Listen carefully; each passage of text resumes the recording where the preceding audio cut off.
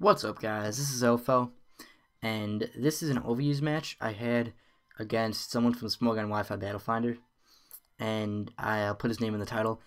But I've started to realize that people on the Small Gun Wi-Fi Battle Finder are not the best because I played 10 games over the course of this week trying to get a good one to post, and none of them were close. I won all 9 of them. And the one I lost I ended up getting swept, so I didn't really think that was really postable. So it kind of sucks. Sorry about this match not being quite as good as it could be as some of my others I've posted on here, but it's gonna have to do, and it's a pretty short match, so you don't have to struggle through it for too long. But I'm looking at the teams coming into this. I'm kind of nervous because he has a lot of strong Pokemon. I don't know about the cohesion between his pokes, but overall, individually, the Pokemon are all really strong. Like right after that, I'm worried about his T-Tar trapping my Espeon, which is a sweeper, and his Magnezone trapping my Scissor, which is also a sweeper. So, both two of my sweepers can't set up at all until I get two of his Pokemon out of the way. So, coming into this, I think I'm at a disadvantage.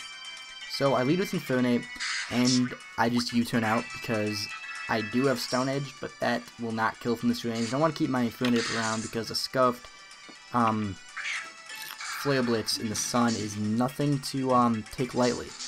So he goes for Earthquake, and which is Physical Lens, which is it's not obviously uncommon. But seeing Earthquake, I'm thinking he probably isn't mixed. He's probably just physical. But he switches out, I guess fearing the Stone Edge or Rock Slide. And I just take this time to set up my Stealth Rocks, knowing that he might switch. There's no point in me going for Rock Slide, and I want to get those up right away. So he brings in the Scissor, and him bringing it in on my Swampert, I'm thinking, I was worried that he might have some kind of really weird set, but I decided that realistically he probably didn't, so I just stayed in and just went for Earthquake. And the U-turn did do enough to tell me that it is banded, but decides to go into his T-Tar, and I hit him his Tyranitar with I don't have any attack investment, but that hits him on his weaker defensive side, and Earthquake can just tear right through his amazing special bulk with its physical aspect. So now, instead of trying to save him, he just goes for Crunch, and I'm able to take out his T-Tar. And right here in the match, I knew this play wasn't good. No experienced battler would let their weather, like the person to bring up their weather, die this early. Like, to be fair, his team really didn't focus around it. I mean, he didn't have that many things that benefited from the sand. I mean, D-Knight actually is hurt by it because of his multi-skill is broken. But, I mean, it's still nice to get rid of my Sun. And, I mean, my Sun ends up really screwing him over. So, he brings in D-Knight, I guess, thinking he can set up on me, but I do have Rock Slide. And after Stealth Rocks, that brings him down pretty low. And I do see his leftovers, which is nice. I know that he won't have Lumberry. And here he goes for Extreme Speed. And I'm thinking he went for this, thinking it would KO.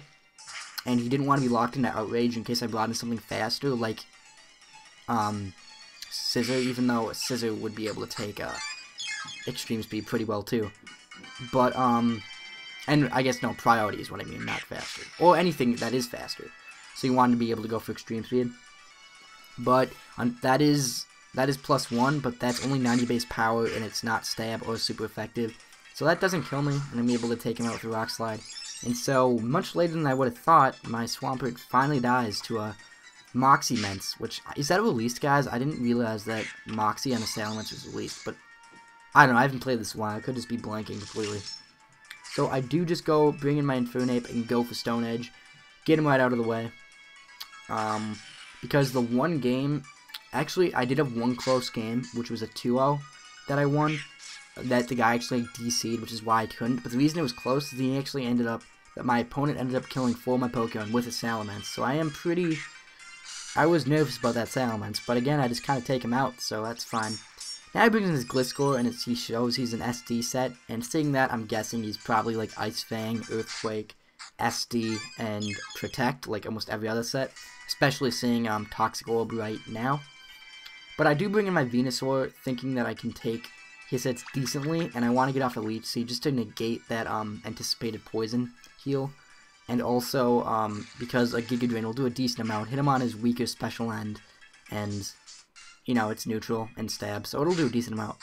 But a +2 Earthquake doesn't take me out, which is really nice. Although I thought it might, because in the past I've really overestimated Venusaur's bulk. For some reason I get the impression that he's really bulky, and I'm guessing that's just because of his size, but he's really not. I mean, he's not awful. I mean, he's not below average or anything, but he's definitely can't take a lot of hits.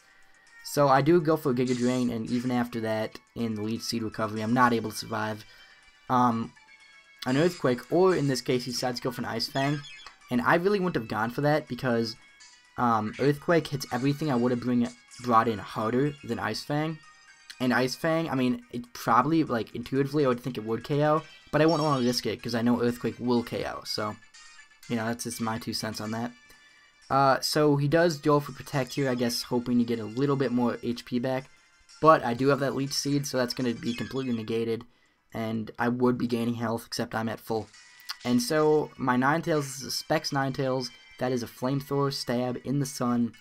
That hits his weaker special end. That's a dead Gliscor. And his last 2 Pokemon are Magnezone and Scissor. And so I think you can guess what happens. He brings in his Scissor, tries to go for Bullet Punch. He's obviously banded from that U-turn damage and this damage. And despite that being banded and stab, it's resisted, so it's not going to do that much. I take him out with a Specs Flamethrower in the Sun. That's 4 times effective. That's talk about overkill. And he goes into his last guy, which is Magnezone. And I am able just to finish up the game with finally a Specs Flamethrower. So, interestingly enough, the time when I actually got my Sun up, I didn't actually switch out with my Ninetales. It's pretty interesting. Normally I just get up the Sun and switch out, but not this match. So I guess, I mean, that was an amazing match, but the reason I picked it is because it kind of has a moral to it, I guess, a little bit. Just because you have really strong pokes, you need more than that to win matches.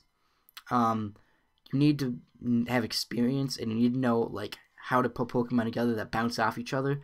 And also, you know, you just need to be a good predictor. So I came into this thing, this would be quite the game. It turned out to be a 4-0, but whatever, what can you do?